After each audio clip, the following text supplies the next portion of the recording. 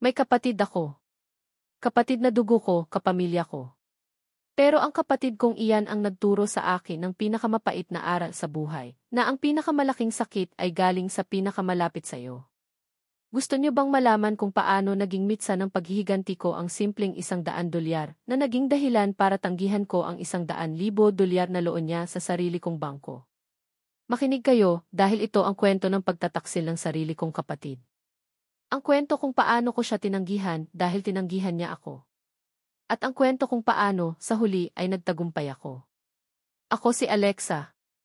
Para sa marami, ang buhay ko ay perpekto, isang dalaga sa kanyang mid-20s, biniyayaan ng gandang madalas na pinupuri, at nagtatrabaho sa isa sa mga pinakamalaking bangko sa bansa.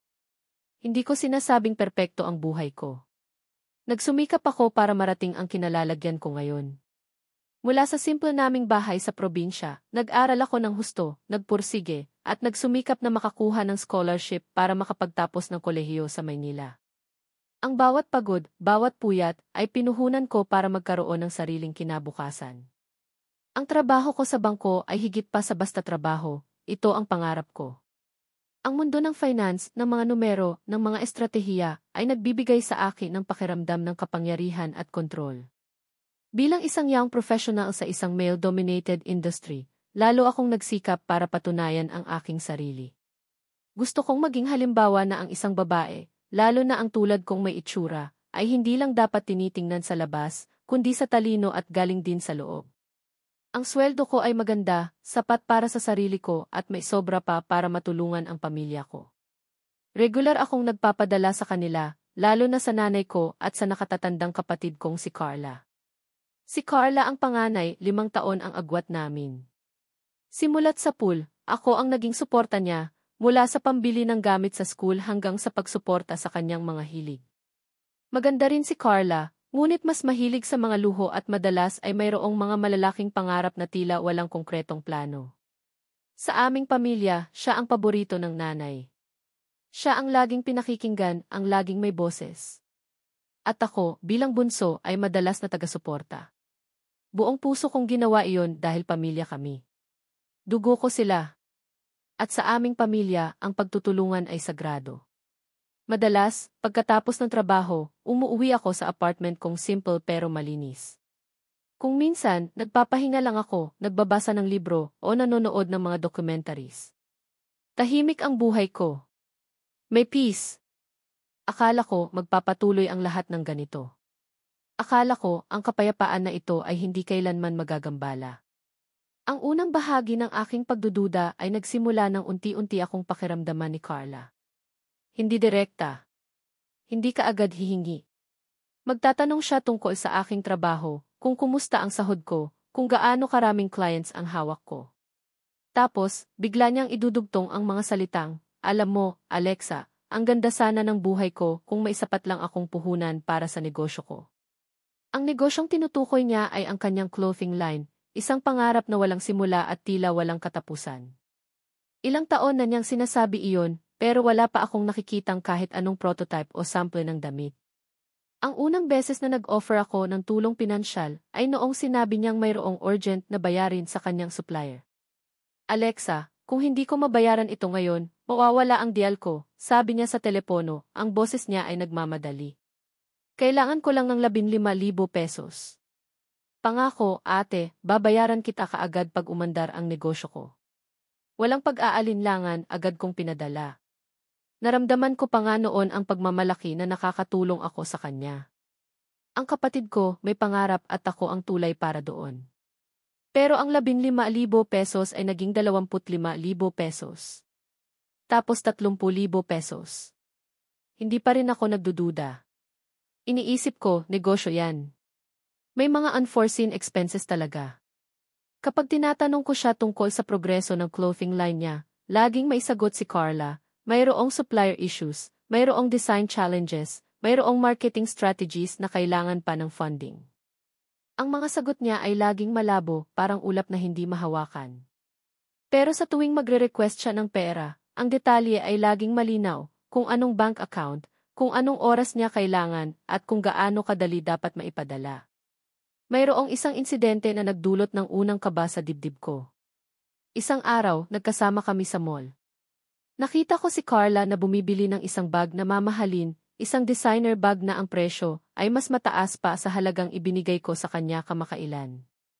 Ate, hindi ba't sabi mo ay kailangan mo ng pera para sa negosyo? Tanong ko, bahagyang nagtataka. Ngumisi lang siya. Ay, ito. Ito ay investment sa aking image, Alexa. Kailangan kong magmukhang matagumpay sa mga kliyente ko, di ba? Natigilan ako. Pakiramdam ko, mayroong mali. Pero pinili kong baliwalain.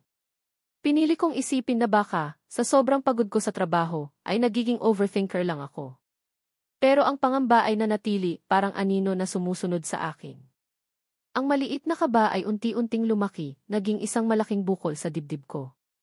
Ang mga pakiusap ni Carla para sa pera ay naging mas madalas at mas malaki ang halaga. Kung dati nag-aalinlangan pa akong magtanong, ngayon diretsahan na niya akong hinihingan. Walang intro, walang kamustahan. Alexa, kailangan ko ng 50,000 pesos ngayon, diretsahan niyang sasabihin. Para sa production ng sample. Huwag kang mag-alala, babayaran kita kaagad. Ang tono niya ay parang hinihingi niya ang karapatan niya, hindi pabor. Hindi ko na lang basta nakikita sa kanya. Ang mga kaibigan ko na nakakakilala sa aming dalawa ay nagsimula ng magparamdam ng pag-aalala. Alexa, hindi ka ba nagtataka? Ilang taon na ang negosyo ng kapatid mo, pero wala pa ring produkto, sabi ni Camille, ang isa sa pinakamatalik kong kaibigan sa bangko. Ang nakikita ko lang, panay-shopping siya at gala. Ang mga salita ni Camille ay parang bumubuhos ng malamig na tubig sa akin. Nagsimula akong mag-isip-isip. Totoo nga. Wala. Wala akong nakikitang ebidensya ng kanyang negosyo, maliban sa mga papeles na pinapakita niya sa akin, na hindi ko naman masuri ng detalyado dahil pamilya kami. Dumating ang pagkakataon na sinubok ang aking tiwala at pasensya. Isang araw, habang nagmamaneho ako pa uwi galing trabaho, biglang tumirik ang sasakyan ko. Kailangan kong ipataw at ipaayos kaagad. Malaking gastos. Nakaramdam ako ng matinding kaba. Ang savings ko ay halos ubos na dahil sa sunod-sunod kong pagtulong kay Carla. Nag-atubili ako, pero sa huli, desidido akong humingi ng tulong sa kanya. $100 lang. Halos 5,500 pesos. Ang dami kong ibinigay sa kanya, siguro naman, kayang-kaya niyang ibigay ang maliit na halaga na ito. Para sa isang emergency. Carla, pwede mo ba akong pautangin ng $100? Tanong ko sa telepono, ang boses ko ay halos nanginginig sa pag-asa at sa lamig ng gabi. Naubusan ako ng pera para sa car repair. Urgent lang. Babayaran kita kaagad pagdating ng sahod ko. May katahimikan sa kabilang linya. Ang paghinga ko ay bumigat. Tapos, ang boses niya, malamig at may bahid ng pagkayamot, Alexa, ano ka ba naman? Alam mo namang lahat ng pera ko ay nakapuhunan sa negosyo ko. Hindi ako pwedeng humiram kahit 5. Saka, hindi ka ba marunong magtabi ng pera? May trabaho ka sa bangko, tapos wala kang pang emergency fund. Ang laki na ng kinikita mo ah. Para akong nabingi. Hindi ko na narinig ang ibang sinabi niya.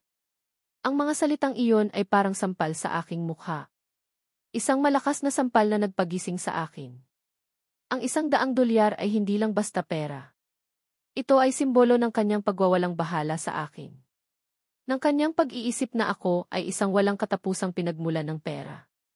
Ang sakit ay nagdulot ng matinding galit sa dibdib ko. Naramdaman ko ang pag-init ng aking mga mata, pero pinigilan ko ang luha. Hindi ako iiyak. Hindi dahil sa kanya. Ang pagtangging iyon ay naging simula ng aking paggising. Ang mga salita niya ay umalingaw sa utak ko. Hindi ka ba marunong magtabi ng pera? Ang kapal ng mukha niya. Ang daan-daang libong piso na ibinigay ko sa kanya ay hindi niya kinalimutan, kundi kinalimutan niya na galing iyon sa akin. Naramdaman ko ang matinding sakit na nagpalit sa isang matinding pagpapasya. Hindi na ako papayag na gamitin niya. Nagsimula akong maging mas mapagmatsyag. Ang bawat social media post ni Carla, ang bawat kwento niya sa pamilya, ay sinuri ko ng detalyado. Nakita ko ang mga litrato niya sa mga mamahaling restaurant, kasama ang mga kaibigan niya na mahilig mag-shopping at mag-luxury travel. Ang mga bagong bag at sapatos niya, na tila naglitawan lang bigla, ay parang punyal na tumutusok sa dibdib ko. Bawat isa sa mga mamahaling bagay na iyon ay parang bahagi ng perang pinaghirapan ko. Kung dati tahimik lang akong nagtatrabaho, ngayon, ginagamit ko ang aking kaalaman sa finance para sa sarili kong kapakanan, para imbestigahan ang kapatid ko. Hindi lang iyon. Nagsimula akong makarinig ng mga bulong-bulungan mula sa mga kamag-anak. Nalaman ko mula sa aming pinsan na si Carla pala ay nagkwento sa mga kamag-anak na nagmamayabang daw ako sa pera ko at kuripot ako pagdating sa kanya. Alam mo naman si Alexa, sabi raw ni Carla, na maihalong himig ng paninisi, ang daming pera, pero ayaw tulungan ang kapatid niya sa pagnenegosyo. Gusto lang niya na siya ang laging bida. Literal na umakyat ang dugo sa ulo ko nang marinig ko iyon. Ang lahat ng tulong ko, na ginawa ko nang walang hinihinging kapalit, ay binaligtad niya para sirain ang pangalan ko. Nanginginig ang kamay ko sa galit. Hindi lang pala niya ako ginagamit. Sinisiraan pa niya ako sa sarili naming pamilya. Iyon ang mas masakit kaysa sa pera. Ang pagsira sa aking reputasyon sa mga taong mahal ko. Ang bawat impormasyon, bawat bulong, bawat patak ng galit, ay nagpatibay sa aking desisyon. Naramdaman ko ang lamig ng bakal sa aking loob. Hindi ito personal na paghihiganti. Ito ay tungkol sa katarungan. Ito ay tungkol sa pagprotekta sa sarili ko mula sa isang taong handang magpabagsak sa akin. Ang kanyang negosyo ay isang facade lamang. At ako, bilang isang bangkera, ay may access sa maraming impormasyon. Hindi ito isang coincidence. Ito ay gagamitin ko. Isang hapon, habang nagkakape ako sa opisina, tumawag si Carla. Ang boses niya ay malambing, puno ng kagalakan, na para bang walang nangyari. Ang plastik ng ngiti niya ay halos marinig ko sa telepono. Alexa, sabi niya, na maihalong himig ng pag-asa, may good news ako. May chance na ang negosyo ko. Kailangan ko lang ng kaunting tulong sa bangko mo. Huminga ako ng malalim, pinipigil ang galit na kumukulo sa loob ko. Alam ko na. Ito na ang hudyat. Ito na ang pagkakataon. Anong tulong, ate? Tanong ko, kalmado ang boses, kahit na kumukulo ang dugo ko. Kailangan ko lang ng co-signer para sa business loan ko. $100,000, Alexa. Halos mabuga ko ang kape ko. $100,000 ang halagang iyon ay napakalaki, at ang isang co-signer ay nangangahulugang ako ang magiging responsable kung hindi niya mabayaran. Ito ang pinakahihintay niyang pagkakataon para lubusan akong gamitin. Ang sarili kong bangko. Ang lugar na pinaghirapan kong itayo ang pangalan ko. Ito ang pinakamasakit sa lahat. Hindi siya humihingi ng pabor. Humihingi siya ng tiket para ilagay ako sa panganib. Okay, ate, sabi ko, pinipilit na magtunog normal. Padala mo sa akin ang business plan mo at mga financial statements. Kailangan kong reviewin iyan bago ko kausapin ang team ko. Kailangan kong tiyakin na pasado iyan sa standard ng bangko. Ang boses ko ay matatag, walang emosyon. Walang pahiwatig ng galit. Hindi niya siguro napansin. O sadyang bulag lang talaga siya sa katotohanan na ang laro ay nagsimula na. Pagkababa ko ng telepono, tumalon ang puso ko. Hindi sa kaba, kundi sa anticipation. Ito na ang pagkakataon. Ito na ang oras para harapin siya. Kinuha ko ang mga papel na ipinadala ni Carla.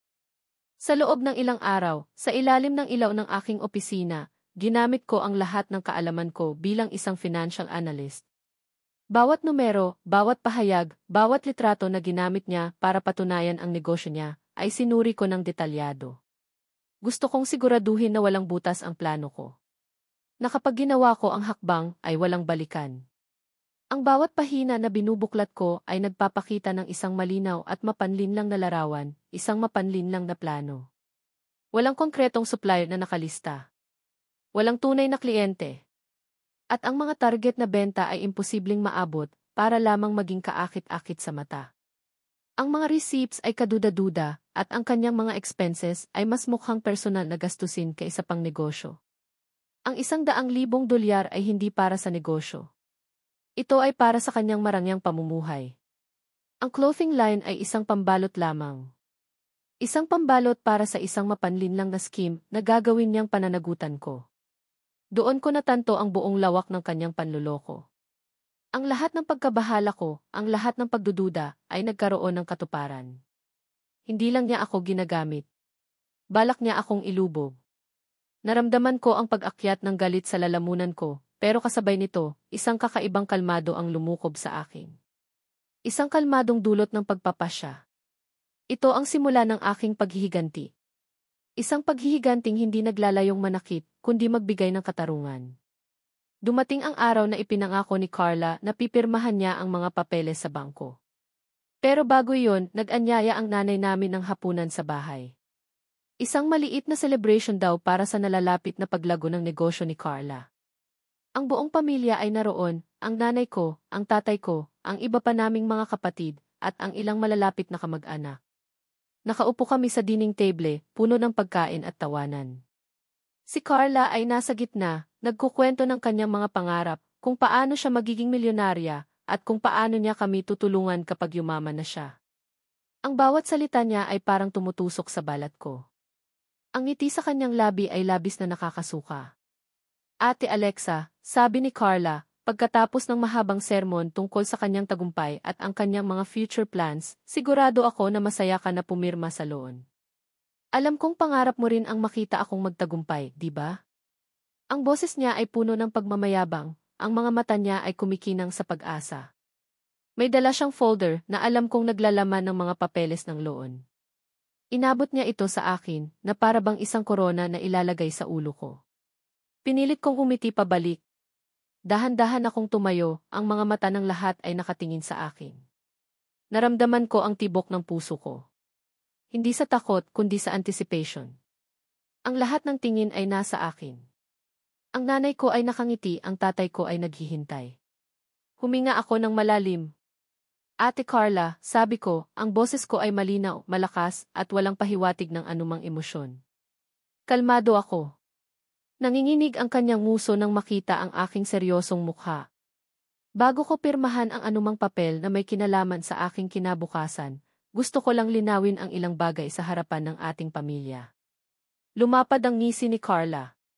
Akala niya sasabihin kong, "Sure, ate." Ano man para sa negosyo ko. Ang pagmamayabang ay kitang-kita pa rin sa kanyang boses. Naaalala mo ba, sabi ko, direktang nakatingin sa kanyang mga mata, ang mga mata niyang biglang nanginig. Noong sumakit ang tiyan ko at kailangan kong pumunta sa ospital. Noong humingi ako sa iyo ng $100 lang, pambayad sa emergency ko. Isang maliit na halaga lamang, ate. Nawala ang ngisi sa labi ni Carla. Ang kanyang mukha ay biglang namutla. Ang mga mata niya ay nagpalipat-lipat, naghahanap ng pagtakas. Naramdaman ko ang pagkabahala sa paligid. Alexa, alam mo naman na lahat ng pera ko ay. Alam ko na wala kang pera, tama ba? Putol ko, ang boses ko ay hindi tumataas, pero may bigat sa bawat salita. Kasi lahat ng pera mo ay nasa negosyo mo. Ang negosyong pinuhunan ko ng daan-daang libo na hindi mo pa nababayaran. Ang negosyong nagpalipad sa iyo sa kung saan-saan, nakabili ka ng bagong sapatos, bag at mga gadgets. Habang ako, nagdurusa sa sakit, halos walang maibayad sa ospital dahil sa perang ibinigay ko sa iyo. At ikaw, ate, ikaw pa ang may ganang manisi sa akin na wala akong pera, samantalang ikaw ang umubos niyon. Ang nanay ko at tatay ko ay nagkatinginan, puno ng pagkalito at pagkabigla. Ang ibang kamag-anak ay nagsimula ng magbulungan, ang kanilang mga mata ay nakatingin kay Carla. Ang kanyang mukha ay namumula na sa hiya. At ngayon, patuloy ko, ang bawat salita ay mailayunin. Humihingi ka sa akin na maging co-signer sa $100,000 na loan. Mula pa sa sarili kong bangko. Ang $100,000 na alam ko, mula sa aking propesyonal na pagtatasa ng iyong mga dokumento, ay hindi para sa negosyo. Ito ay para sa sarili mong luho. Ang iyong business plan ay peke. Ang mga numero ay gawa-gawa. Ang mga supplier mo ay hindi totoo. At ang balak mo ay gamitin ang pangalan ko, ang reputasyon ko sa bangko, para makakuha ng perang hindi mo naman babayaran. Biglang namutla si Carla. Nag-iba ang tingin niya. Nanginginig ang kamay niya at ang panga niya ay nakakuyom. Paano mo nalaman? Bulong niya, ang boses niya ay halos hindi marinig. Trabaho ko ito, ate, sagot ko, ang boses ko ay matatag. At dahil sa trabaho ko, alam ko kung kailan ako ginagawang tanga. Walang bahagi ng iyong business plan ang tumutugma sa realidad. Isa itong scheme, Ate Carla. At hindi ako papayag na mahila mo ako sa pagkalubog mo. Iniwan ko ang folder sa mesa, hindi ko man lang binuksan. Kaya ang sagot ko, Carla, ay hindi. Hindi ako pipirma sa loon na iyan. Hindi ko ilalagay sa panganib ang kinabukasan ko para sa isang taong hindi marunong magpahalaga sa respeto, sa tulong, at sa katotohanan. Bumalik ang tingin ko sa aming pamilya. Humihingi ako ng paumanhin kung nasira ko ang selebrasyon ninyo, sabi ko, pero kailangan kong ipaliwanag ang katotohanan. Maraming beses kong tinulungan si Carla, sa abot ng aking makakaya. Pero may hangganan ang lahat. Lalo na kung ang kapalit ay ang pagkasira ng aking pangalan at ang pagkawala ng aking pinaghirapan. Ang hapunan na dapat ay puno ng kagalakan ay naging tahimik. Si Carla ay tumayo, namumula ang mukha sa galit at hiya. Walang sinabi, basta na lang siyang nagmamadaling lumabas ng bahay, umakyat sa kotse niya at umalis. Ang nanay ko ay nagulantang, ang tatay ko ay nakayuko, may malalim na pag-iisip sa kanilang mga mukha. Ang mga kamag-anak ay tahimik. Walang nagkomento. Walang nagtanong. Pero alam kong naintindihan nila. Ang katahimikan ay mas malakas pa sa anumang salita. Ang gabi na iyon ay naging simula ng isang bagong kabanata sa buhay ko. Hindi ko maikakaila, masakit pa rin. Ang katotohanan na ang kapatid ko ay may kakayahang gawin iyon sa akin ay nagdulot ng malalim na sugat. Parang may pumunit sa isang bahagi ng puso ko. Pero sa sakit na iyon, mayroong kalayaan. Kalayaan mula sa bigat ng pag-asang laging magiging tagasalba sa isang taong ayaw magligtas ng sarili. Pagkatapos ng gabing iyon, hindi na muling nagpakita si Carla sa mga family gatherings sa loob ng mahabang panahon.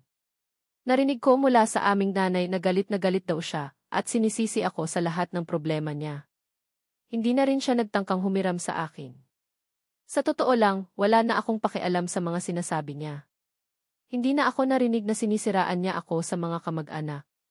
Siguro ay naintindihan na nila ang tunay na nangyari o sadyang nawalan na siya ng kredibilidad. Ang kanyang negosyo ay tuluyan ng bumagsak at narinig ko rin na marami pa siyang utang sa ibang tao.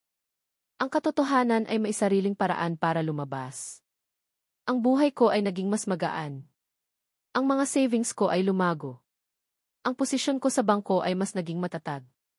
Ang paggawa ko ng desisyong iyon, kahit masakit, ay nagpatunay sa aking sarili na karapat-dapat ako sa paggalang at pagprotekta sa sarili kong kapakanan.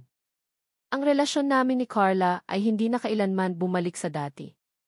Tanggap ko iyon. Minsan, ang pinakamalaking pagmamahal na maibibigay mo sa sarili mo ay ang paglayo sa mga taong sumisira sa iyo. Natuto akong maglagay ng matibay na hangganan at mas lalo kong pinahalagahan ang mga taong tunay na nagmamahal sa akin nang walang kapalit. Sa huli, ang $100 na hindi niya ipinautang ay naging pinakamahalagang $100 sa buhay ko. Ito ang nagturo sa akin ng aral na hindi ko matututunan sa anumang libro o training. Ang paghihiganti ay hindi laging tungkol sa pananakit sa iba. Minsan, ang pinakamakapangyarihang paghihiganti ay ang pagprotekta sa sarili mo at ang pagpapakita na hindi ka basta-basta kayang lokohin o tapakan. Ito ang kwento ng isang babae na natuto na ang tunay na halaga ay hindi nasa pera, kundi nasa integridad, sa pagmamahal sa sarili, at sa kapayapaang matatamo sa gitna ng katotohanan. At sa wakas, naramdaman ko ang tunay na kapayapaan na walang anumang halaga.